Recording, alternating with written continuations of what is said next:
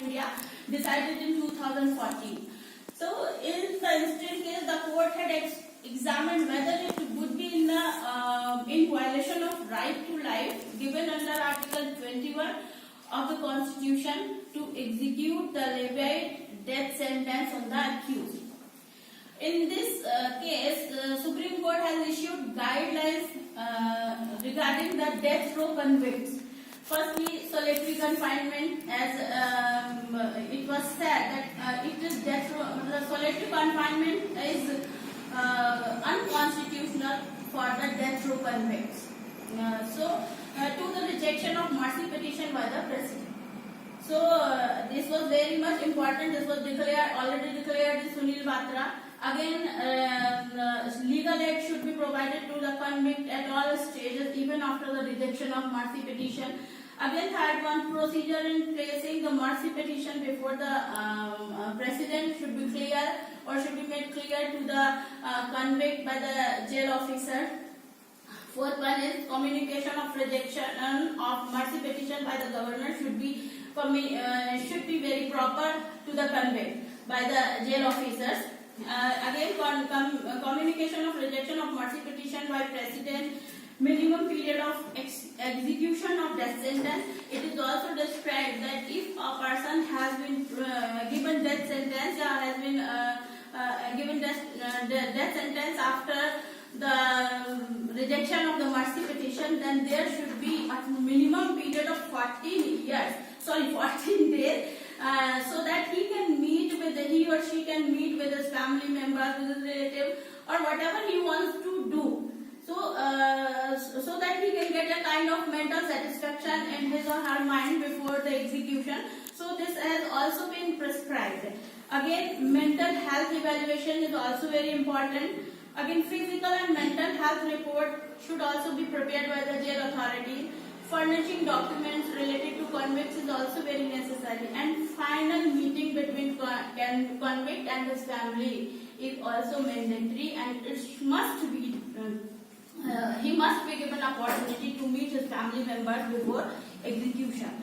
And lastly, post-mortem reports of the convicts should also be prepared very clearly and very without any bias. So these were the guidelines given in Shatrughan Chauhan versus Union of India in 2015, and it is also very much important case regarding death penalty provision.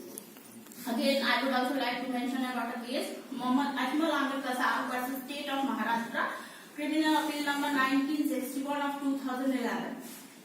In this case, Supreme Court observed that the acts of November 26, 2008 had shaken the collective conscience of Indian citizens and had confirmed the death sentence awarded to prime accused Ajmal Kasab by the trial court and affirmed by the Bombay High Court for waging war against India.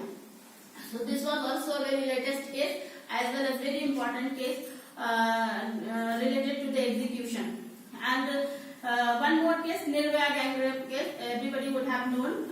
This is also a recent one case. In this case, Supreme Court confirmed the death sentence awarded to 4 convicts in the December 16, 2012 sensational gang rape and murder case. One thing I would like to tell you, although there were 4 convicts in the case, but one was minor, so he was not given the death punishment. He was sent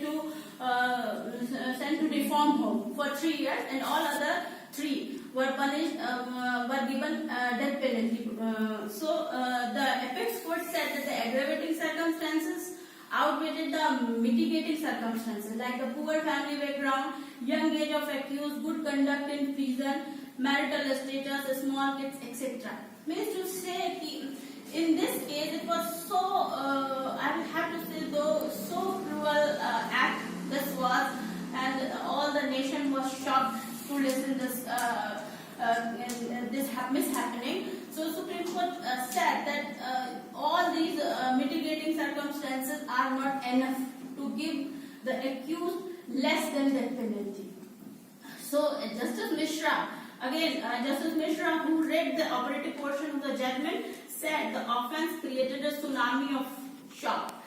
The bench also said the nature and the manner of the crime had devastated social trust and it fell in the rarest of rare cases, warranting death penalty. Victim's dying declaration was considered consistent, which was proved beyond doubt, even though victim had made her dying declaration through gestures, because she was in a very state of affair.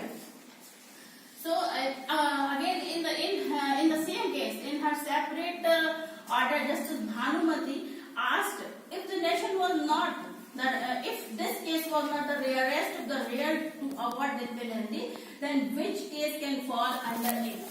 She said that convict's background, age, no criminal record, good behavior in prison cannot overweigh aggravating circumstances.